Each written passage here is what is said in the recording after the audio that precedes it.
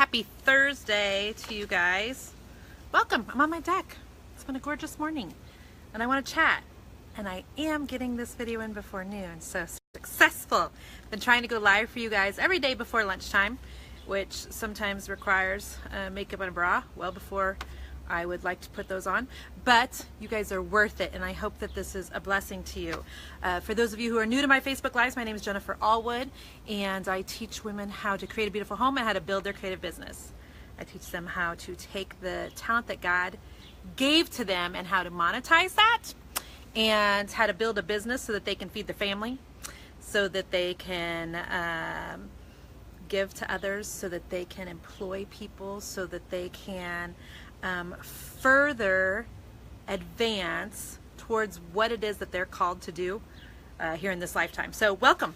We're going to talk about one of my favorite sayings that I use to the women who are in my coaching group. And that is that very few things on this side of heaven are permanent. And I want to chat about that for just a little bit. And the reason I want to chat about it is because I was going through some of your comments yesterday. Good morning. Kaylee shared already. Kaylee, what if what I say is horrible? I'm kidding. Thank you for sharing. You're my favorite right this second. Thank you. I was going through some of your comments on my Facebook things in the last couple of days and trying to respond to a couple of you because that's so important as a business owner for you guys to do. And there was one woman who said that she wants to try XYZ, but that she's just so scared. And I was trying to figure out how to comment back to her in a way that would be a blessing to her, that would be truth, that would motivate her, but that would not be snarky. And sometimes I worry that just telling people the honest to goodness truth, it can come off as a little bit harsh. But sometimes it is literally that black and white, you guys. Sometimes it's literally that black and white. So I don't even remember what, let's call her Susie Q, was even thinking about attempting. Okay, I don't know that she even said. But she just said, I'm just so scared. And my response back to her was, Sweet Pea, we are all scared. We're all scared. It doesn't matter where you're at in trying to start a new business, do a new thing, add something to your world, lose weight, run a 5K, whatever. We are all scared. The difference is, just because you're scared doesn't mean you've got an out. Just because you're scared doesn't mean that you can say, and this is why I'm not going to do it. Just because you're scared, it's not a good enough reason to not go forth anyway. Hey, thanks, Shannon. I tried a new thing with my hair. I'll talk about it on my Instagram stories later. If you don't follow me there, you guys know I've been trying a bunch of new hair things. So in terms of what I labeled this video, that very few things on this side of heaven are permanent. This is where a lot of women get stuck, okay? Because they wonder things like, what if I fail? What if my mother-in-law judges me? What if I try to sell something on Facebook Marketplace and nobody buys it? What if everybody laughs at me? What if everybody thinks my prices are ridiculous? What if my style isn't what people are buying right now? What if I take on a business partner and they screw me over? What else? I wrote down some things. What if no one buys? What if everybody judges me? Et cetera, et cetera, et cetera. And my response to all of that is, and what if they do? And what if they do? Because fear of all of those things is not a good enough reason not to do them, especially if you feel like God is requesting that you do. Especially if you feel like God is asking you to do. So for those of you who are like, I kind of think I'm supposed to be doing this thing. I'm supposed to be starting this side hustle, this side business, this gig where I'm selling stuff on eBay. Don't sell on eBay, sell on a website. Join my coaching group and I'll tell you why. I feel like I'm supposed to be taking my creative business and maybe shifting it a little bit. I feel like I'm supposed to be taking it to the next step. I feel like I'm actually supposed to be registering it with the state. I feel like I'm supposed to start teaching classes in my local community. I feel like I'm supposed to kind of that. I'm talking to you, all right? You're always going to be scared, but you do it anyway. That's the difference. This morning, I just got off an incredible podcast recording, you guys. I just was on the phone for over an hour with Carrie Wilkerson. If you guys don't know who she is, She wrote the book, The Barefoot Executive. She's a mom of 4 kids, 2 adopted, 2 biological, 1 with special needs. She is a world-renowned speaker. So she travels around and speaks at events where, with Zig Ziglar, with Dave Ramsey, with huge names, okay? Huge names. And our conversation was just... it was so incredible and so deep, and I can't wait for that podcast to go live so I can share it with you guys. But we were talking about topics like this, how we get into this weird thinking where we use an excuse as to why we're not taking things to the next level. And I promise you that at the end of your life, when you show up in heaven one day and God says, why didn't you do that thing that I gave you that gift? Why didn't you do that thing? And if your response is, Lord, I was scared, that's not going to be enough. Does that make sense? Like, it doesn't matter. I'm scared. I was scared to death to send an email to Carrie Wilkerson to say, would you be on my podcast? And she said yes. Let me tell you the truth. I was scared to start a podcast. I was scared to start a podcast. I had the idea of starting a podcast over 2 years ago, and I had somebody tell me, you know what? I think that people actually enjoy seeing you, and I don't know that if you are just talking on a podcast, if they'll actually listen. And I was like, you're right. You're right. What was I thinking? Dumb me. So I didn't start it. And then a year goes by, and I had another person, a business mentor, come alongside me and go, oh no, you need to absolutely be doing a podcast. So now I'm a couple months in, and let me tell you some of the podcast guests that I have coming up, okay? Rachel Hollis from the Chick site has said yes. Dale Partridge, one of my favorite business people of all times, has said yes. Sandy Krakowski, one of my personal mentors and business coaches, has said yes. My friend Carrie Wilkerson, who is just a gem, and she's my best biz buddy, she has said yes. Rachel Miller, who has an incredible Facebook following and is kind of the queen of Facebook right now. And then I've got Carrie Wilkerson, and I've got all these people saying yes, and I think to myself, what if I hadn't even started it? What if I hadn't even started it afraid? The problem is that you are going to have failure in a business. I promise you. Because along with all those yeses yesterday, I got 2 no's. Some of those requests for people to be on my podcast was the 3rd time I've reached out to them. Timing's everything, by the way, in business or in life. And so I think what we get caught up in is the what ifs, not realizing that and if it fails, life will go on. Life will go on. The sun will still come up tomorrow. Very few things on this side of heaven are permanent. You may have to lick your wounds for a day. You may have to, get with a friend and have her talk you off the ledge, but you will make it. You will be okay. For some reason, I just feel like there is this thinking that there's people out there doing it feeling really brave. They ain't brave. Brave, and I put this on my Facebook page this morning, to me is not a feeling anyway. Brave is something that you act yourself into, something you do. It's almost like tithing, when you don't really want to do it, but you know it's the right thing to do anyway. All right? And so you will fail. You will have people, if you have a business Facebook page, who will not like you, and they will be vocal about it. You will get people commenting that your stuff is ugly. It's going to happen. I will tell you what, at the core, I have to remember every day when I get the no's, when I get the haters, when I get the negative whatever, that my job is to be obedient. Your job is to be obedient. God don't really care if you're comfortable. He don't really care if you are comfortable. And when you can let that sink in, it will change everything for you. Everything for you. So obedience trumps your comfort every single day of the week. And if you remind yourself, okay, I'm going to pick a business name, but okay, Jennifer said very few things on this side of heaven are permanent. I can change it in a year if I hate it. I can change it. Right? I can change it. Okay, so I'm going to take on a business partner. All right, if things go sideways and she turns out to be a lunatic, we can back up. Guys, you can put this car in reverse. I promise you, you can back up. There's so few things on this side of heaven that are permanent.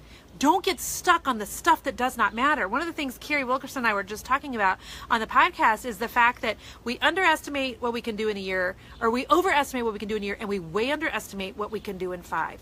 And that sometimes if you can look back on the last 5 years and think, gosh, look at where I've come from. I will tell you that every day, the last day of the month, which is today, in my Inner Circle coaching group, I require all of the people in there to examine their business for the last month and to comment in the group what their big wins were. And this is why. As entrepreneurs, and a lot of you are type A personalities, a lot of you are pushers, a lot of you are hustlers, a lot of you are go-getters, a lot of you do not fit in with the people around you because you think a little differently, you think a little bigger, you're very goal-oriented. Can I get a yes and an amen? Does anybody know what I'm talking about? And you're a typical entrepreneur, okay? What happens is, though, you push on the gas all the time. Your foot is constantly on the gas of that business car. As an entrepreneur, God created you to be pretty driven. Because the truth is, if you're very like, I don't know, maybe, should I do this? Should I do that? Being a business owner is going to be tough for you. If you're not self-disciplined, if you're not self-motivated, being a business owner is going to be tough for you because you don't have somebody standing behind you prodding you for a deadline or a end of the week summary or whatever. Baby, you got to do it all on your own. And so what the heck was my point? So in my group every month, I have them stop on the last day of the month and just pat themselves on the back, take the time to brag, examine what just went right this month. What did I kick butt in this month? And some of you guys need to do that too. What did you absolutely nail this month? Sometimes we get into this push mentality and we rarely stop to reflect. And reflection is huge because if you don't every once in a while turn around and go, oh yeah, I did come from back there. I did just do that thing. Look at how good God is. Look at how amazing this journey has been. If you don't do that on occasion and just keep pushing your foot on the gas, you're always going to be feeling like you're never quite getting enough done. All right? It's the way the entrepreneur mind works. And so pause on occasion, you guys, and remind yourself that what you're doing today, you can back up from. What you're doing today, you can totally put the reverse on. You can change your mind. You can make another decision. Very few things on this side of heaven are permanent. Very, very few things. I am convinced that God's not looking for talented people. He's looking for obedient people. He's looking for obedient people who are going to do it, piss in their pants afraid anyway, but they're still going to do it. That is, I think, what separates the people who are doing it from the people who aren't. What else can I help you with? Teresa says, you've accepted a job doing pillows for someone, which is not what you know how to do.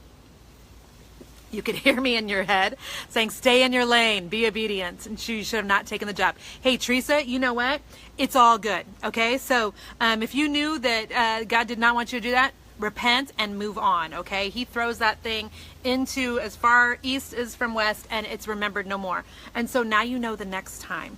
Part of growing as a business owner and just personal growth in general is learning from your mistakes and being brave enough to say, shouldn't have done that, and reverse from that the next time. You just signed up for the Inner Circle, Amberly. I'm so proud of you. So you saw the post in there this morning that I need your big win for the month, babe girl. Marcia says, why would some of your circle of friends, some are so negative? Marcia, okay, here's the deal. Are you an entrepreneur? Are you a business owner? Because if so, they just can't relate. And don't hold that against them. I can't relate to someone who's walking a cancer journey with a family member. I can't relate to that. I can try to be empathetic, but until you're in that position, you don't know what you know. Does that make sense? Or you don't know what you don't know. There's no way you can. So if your inner circle of friends, Marcia, is all 9 to 5 people, which we need in this world, and God bless them, and God bless you if you're a 9 to 5er. But if what they know is PDOs and retirement plans and showing up at 9 and leaving at 5 and hoping to get out early on a Friday and taking an extra day off Tuesday so they could have a 4-day holiday weekend, if that's their life, they can't relate to yours as an entrepreneur. You cannot hold that against them. What you need to do is you need to find people that you can discuss business with who are on a similar level to you. I'm like slurring. I promise there's nothing in this. It's just a protein drink. In business, you need biz buddies. Find a group online, free, paid, find a coaching group, find a support group, find something where you can find your people, where you can find your tribe. A lot of times you do life with your friends, do business with people that understand business. It's two totally different thing. Linda says her biggest regret is not taking chances. Linda, baby, you're typing, so you've still got some life left in you, girl. You're typing a comment, which means you're still here, which means it is not too late for you. I know when I was talking to Carrie Wilkerson on my podcast interview just now, I said to her, what do you wish that you had known when you started your business 20 years ago? And she said she wished she would have known that the little things add up. And I thought, oh, that's profound. She's lost, I think, over 200 pounds. She's a tiny little thing. She's paid off, I think she said, multiple hundreds of thousands of dollars in debt. She now speaks on the James Dobson show, and she does stuff with Dave Ramsey, and she's met people that you and I just read about, okay? And she said the little things add up. The little texts to people, the little emails of encouragement, the drinking water during the day instead of that, so that those little things compound. And when I was thinking of what do I wish, now being, this is my 17th year owning my own business, being self-employed. This is my 4th year of going hard on the gas on social media. And what do I wish that I know now that I had known then, is to quit caring what other people think. Is to quit caring what other people think. Because every time I did that early on, I was putting their opinion before the opinion of my creator, and that's a dangerous place to be. And I was trying to people please people I could have given a crap about, honestly. But I was afraid of pushback. I was afraid of their negative comments. I was afraid of people not liking me.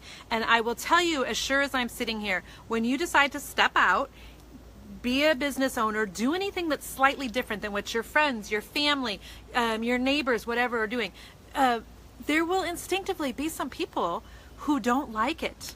Chris, it is easy to say, but also it's gotten easier to do, because while words do hurt, and there are times when I still lick my wounds for a couple of days, I'll still get one of you, not you, but somebody jabbing me, and I'll think to myself, okay, is there truth to this, first of all?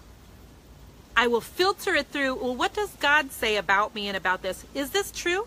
Am I like that? Because I want to be self-reflective. Do I need to adjust some things? Is there anything in that that's true? No? Okay. Then we're going to ignore that and not give any attention to that nonsense. Because you've got to remember that the enemy of your soul, usually the only way he works, I mean, you're not going to see a little red guy with a pitchfork showing up on your deck like I'm out here. He works through people who say things that are rude, who say things that are mean, who say things to discourage. Things come out wrong. There's times things come wrong out of my mouth, friends, and I say things wrong to people when my heart's desire is to be a blessing. And so you've got to remember grace, grace, grace, grace, grace. Because some people say things and they didn't even intend for it to be that way. And you've got to learn to not take it to heart. You've got to learn to not take it to heart. Putting people's opinions above your creator. Yep. Hey, I am so glad, virtual assistant, Ellen, virtual assistant. Thank you for that. Oh, you're so welcome, Susan. Yeah, and I hope the things that I talk about are more than for just business owners. I hope that they are. I hope they apply to all areas of life. But I'm telling you, there are things in your world that you feel like you want to do. Maybe you were like me, and at 39 decided you wanted to learn how to swim, or I wanted to learn how to do a triathlon. I always wanted to adopt. We waited for 4 years to adopt, and that did not happen. But I know at the end of my life I can say, but I tried anyway, and that to me is really, really important. And so for those of you who are scared, thank you, Tammy, for sharing this. Just know that we're all scared in our own ways. We've all got stuff, you guys. We've all got stuff. It's funny. Carrie Wilkerson, she's a hoot, you guys. She is a hoot. And one of the things that she said is, do what you're going to do, because we're all going to end up in therapy anyway, or something like that. Like, that is so profound. We've all got junk we got to work through on a daily basis. I got my own junk. So, let's see. Carmen says, you just took over your dad's hair salon. You're about to change your business name. You needed some confirmation. I just confirmed it. Here we go. Yay! I'm so glad, Carmen, and happy for you. And just remember, if you don't like it a year or two down the road, you can reverse that sucker. You can totally change lanes. Very few things on this side of heaven are permanent. A business name is not one of them. Will it be a pain in the backside to change? Mm-hmm. But is it possible? Absolutely. Oh, Susan, don't cry, girl. I love you. Bless you. Let's see. Salt and pepper. Who is quoting salt and pepper? There's only one true judge, and that's God. So chill and let my Father do his job. Ugh. Don't talk to me about salt and pepper. I'm going to get all excited up in here. How many of you are old enough to have remembered the little, what were those called? The you know, I've got menopause. The little records. Salt and pepper was my first record. Oh my gosh, love them so much. Love it. Beth says, your husband and I own a flooring store. Would I be a good fit for my inner circle? Oh, absolutely, Beth. Well, here's the deal. Here's what I teach in my inner circle. I teach business strategy every month. I teach how to grow your business via social media. And I teach you how to implement things in your business so that you're making money even when you're not actively working. Because true freedom for me comes in two ways. I want freedom in my bank account and I want freedom in time. I don't want to be tied to a schedule where I have to do blah, blah, blah, blah, blah every single day from 9 to 5 in order to make a paycheck. That's not for me. And so I don't want to work 1 million hours a week, and I do want to have the ability to do the things I want to do in my finances. And so I'm leading, hopefully, we've got almost 500 women in there now, that group into financial freedom in their business. So salt and pepper's your jam, Tammy. Me too. Let's see. Sherry says she's 40. Oh yeah, they are 45. Thank you. Sandy says, how do we join? Can somebody type this out for me? It's www.themagicbrushinc.com/inner circle, all one word. So, right, Jessa? Freedom. Thanks for liking my nail polish. I decided to go all up in summer one more time before fall is here. So I appreciate that. Thank you. I missed some other questions here, and I'm going back to get them, guys. Hang on just a second. Oh, I'm so glad, Teresa, that this was helpful. Bless you, Elise. Hang on. I know I just missed some other things. There's Carmen. Diane, I'll be talking about my hair on Instagram today. Thank you. All right, maybe I didn't miss any other questions. Tammy says, you were a people pleaser and you're trying to stop that. You know, and I think we're kind of born that way. When I think about me even as a small child, I was a people pleaser even back then. Typical firstborn, wanting my parents to be really proud of me, wanting to do everything right, a really good student, really important to me that my teachers liked me and that I had a lot of friends. And I think sometimes, you know, we have certain traits like that that we're born with. And while they're good, there are some things that are not so good that comes with that people-pleasing personality. And it rears its ugly head when we're adults and we try to change to avoid criticism. That's most of the time what it comes down to. When we're people-pleasing, and we're doing things for a client just because we don't want her pissed off and taking her business elsewhere, or we're bending the rules in our group just because we don't want to offend people and some of them quit, or we are you know, giving refunds where our policy says no simply because you know, we're not wanting these people upset. I mean, of course there's extenuating circumstances, but when we continue to harm ourselves at the expense of making others happy, we've got to change. And even as a 46-year-old woman, this is I'm still a work in progress on the people pleasing. For sure. For sure. What else? Hang on. Yeah, firstborn people pleaser, says Elizabeth.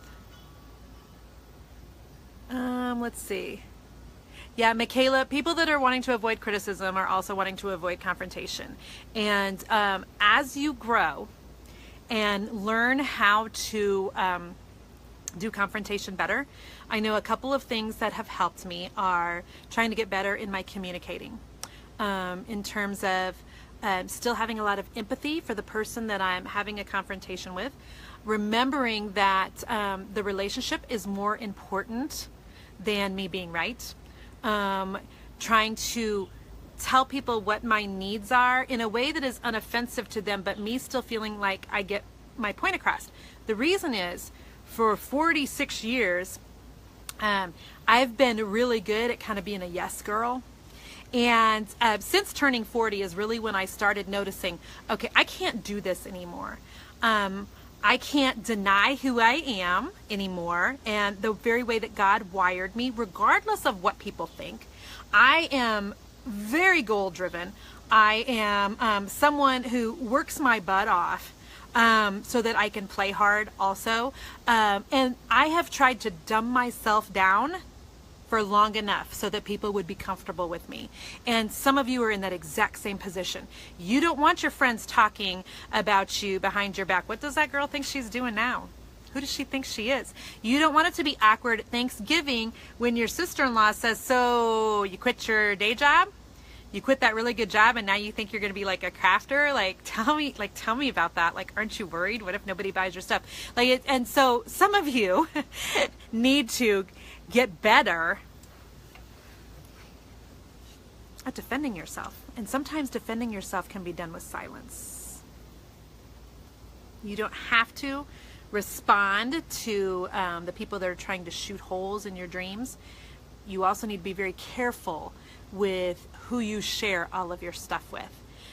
Your inner circle, yes, I know my coaching group's called Inner Circle, but your inner circle of people that you share what some of your dreams and your desires and your visions for your world, maybe some of the stuff God's shared with you, you need to be sharing that with about this many people. You can have this many friends, this many acquaintances, there's a beautiful butterfly, but you need to be sharing with about this many people, because sometimes people shoot holes and stuff they don't mean to. They think that they are helping by pointing out some things that could go wrong. Knock it off.